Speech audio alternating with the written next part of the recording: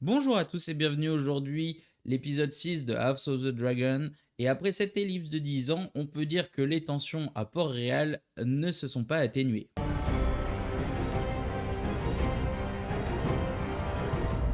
Et avant de passer à la review, un grand merci à vous tous. Nous avons dépassé les 100 abonnés sur la chaîne en un peu plus de 4 mois. Et franchement, c'est grand merci à vous. Comment vous remercier? Je ne sais pas. En vous proposant toujours plus de reviews, mon avis, voilà.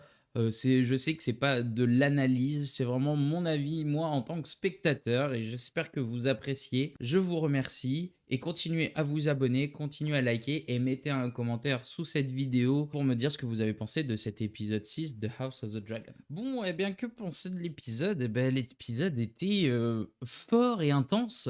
On rentre vraiment dans le cœur de ce qu'était House of the Dragon, enfin de ce qu'était Game of Thrones, c'est-à-dire manipulation, trahison, meurtre, scène un peu érotique et tout ça.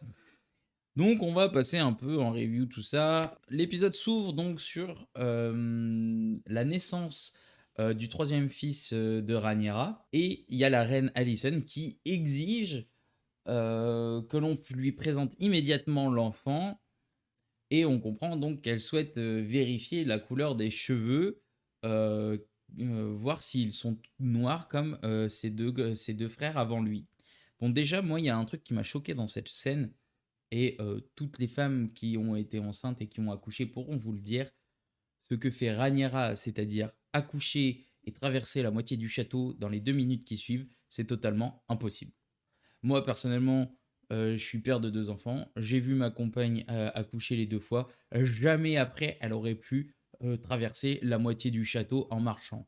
C'est physiologiquement impossible. Même si on essaie de nous faire passer le message comme quoi Rhaenyra est une femme forte, c'est physiologiquement impossible. Donc pour moi, en fait, ça m'a tout de suite choqué. J'ai dit, mais merde, pourquoi une scène aussi grossière dès le début? Qu'est-ce qui leur arrive? Et encore aujourd'hui, on se dit, avec les soins et tout ça, ça pourrait être possible. Et encore, vraiment pas, parce que les mamans qui accouchent sont vraiment très fatiguées. Mais à l'époque, c'était encore pire. Donc franchement, moi, ça m'a un peu sorti de l'épisode. Mais bref, c'est juste une petite aparté que je voulais faire. Et donc, on a Allison qui a des doutes sur la parenté des fils de Rhaenyra. Forcément, ils ont les cheveux noirs et normalement, ce sont deux Valériens qui sont censés procréer. Donc, normalement, les cheveux sont censés être blonds. Cependant, on pourrait très bien se dire, elle et ses enfants, enfin, elle n'a pas les cheveux blancs et Viserys a les cheveux blancs. Pourquoi ses enfants à elle ont les cheveux blancs? Je pense que ça vient du père.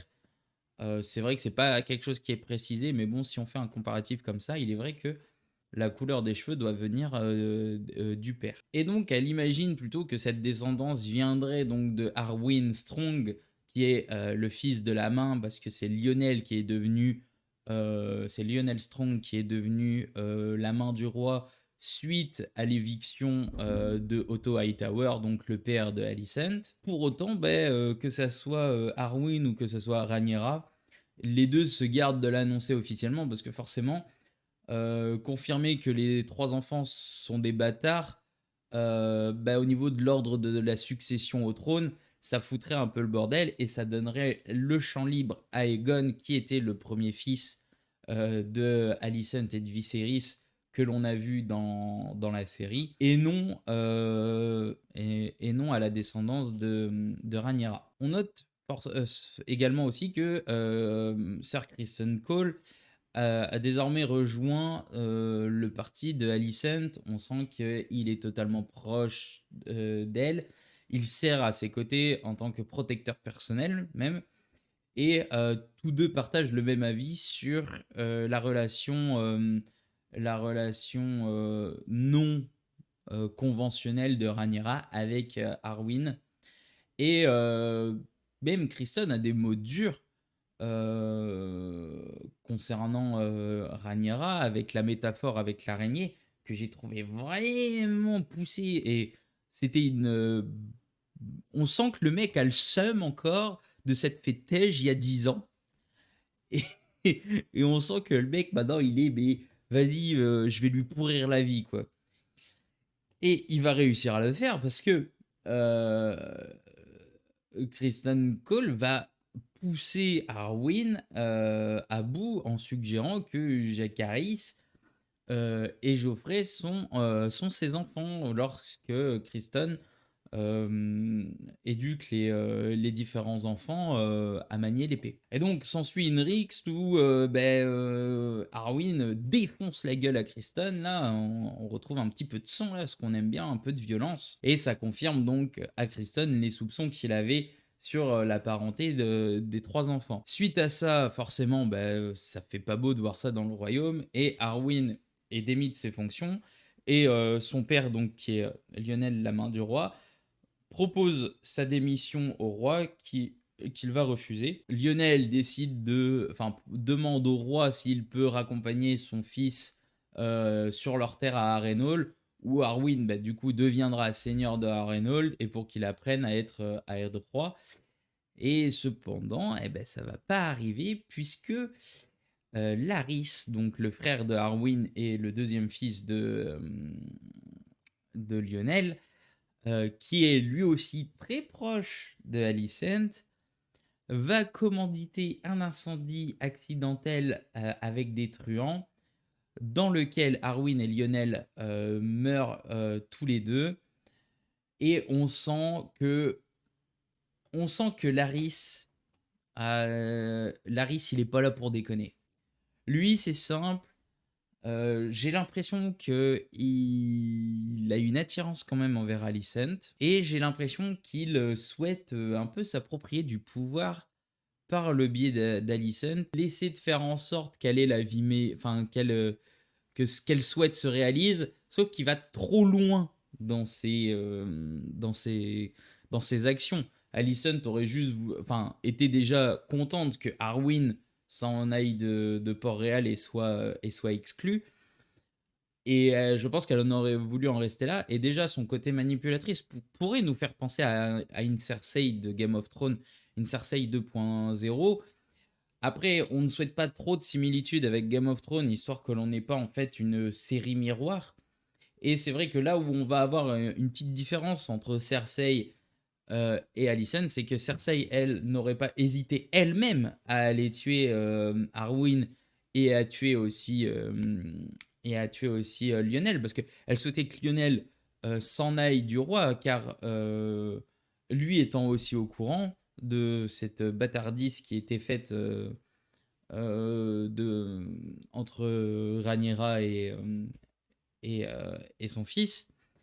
Elle le dit elle-même, elle fait voilà, ça aurait été encore mon père la main du roi, il aurait été au courant, il l'aurait tout de suite dit, il n'y aurait pas eu de problème.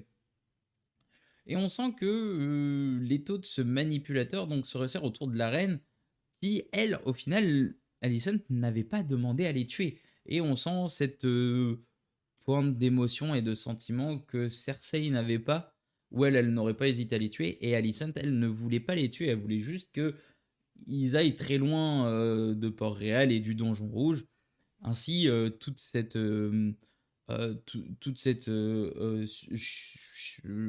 supercherie se serait arrêtée, quoi. Donc là, on en a fini avec tout ce qui est Port-Réal. On va passer vite fait du côté du Détroit, où on retrouve donc Daemon qui s'est marié avec Lyanna. Et ils ont eu. Donc j'ai bien l'impression que c'est des jumelles, hein. Ils ont eu deux jumelles donc, qui sont Bella et Rhaena. Ils sont situés à Pentos depuis, je pense, quelques mois ou quelques années.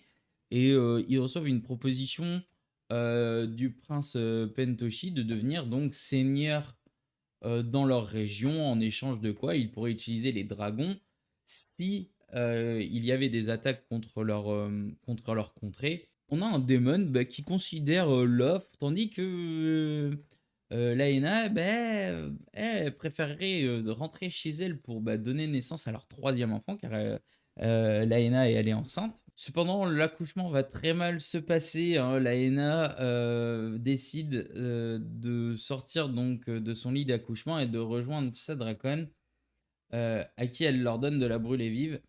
Et franchement, la scène était déchirante parce que donc elle n'arrivait pas à donner naissance à son enfant, et les seuls moyens qu'il y avait, c'était donc de l'ouvrir. Cependant, ils auraient pu sauver le bébé mais pas la mère, ou alors il sauvait pas le bébé et il sauvait pas la mère. Enfin, dans tous les cas, j'ai l'impression que Laena, elle pouvait pas en sortir vivante et elle décide de se brûler vivante avec sa dragonne. Au bout du compte, donc sa dragonne obéit aux ordres de sa maîtresse et la brûle vive. Et on sent un démon qui est désemparé, dépité. Et surtout, on sent que Daemon, eh ben, comment dire, il est assez loin de ses filles, hein. Comme on le voit quand elles sont toutes les deux en train de pleurer leur mère, il préfère partir. Et je sens qu'il va un peu avoir la haine. Et il se dit peut-être que c'est le bon moment d'aller rejoindre Rhaenyra. Parce que comment dire, les scènes, comment elles ont été imbriquées, font que on voit Rhaenyra seule suite au départ de Harwin. Donc elle est seule avec ses 3 enfants et elle décide de retourner à Père Dragon. On a Daemon donc de son côté qui vient de perdre sa femme avec ses 2 filles, donc il n'a plus aucune utilité à rester à Pentos. Et ces 2 scènes imbriquées ensemble font que ils vont sûrement tous les deux se retrouver à Père Dragon et essayer, je sais pas, de démanteler tout ce qui est manipulation et autres au sein du royaume. Donc on sent qu'ils vont être un peu les enfants mal aimés du royaume et que Alicent, dans un court terme, va réussir son plan qui est au final de mettre Aegon sur le trône. Et voilà de ce qui était donc pour l'épisode 6 de House of the Dragon. N'hésitez pas à mettre en commentaire ce que vous en avez pensé. Pour moi, l'épisode était très bien, très intense. Franchement, j'ai pas vu le temps passer, même s'il a duré un petit peu plus longtemps. Les images étaient toujours folles. Il y avait un peu de CGI qui était un peu dégueulasse, j'ai trouvé, mais au final, bon, ça passe, hein. On le remarque vite fait au premier visionnage, mais bon, c'est pas bien grave, hein. Ça peut arriver à tout le monde. Très bon épisode. Et sur ce, je vous dis à la prochaine. Tchuss!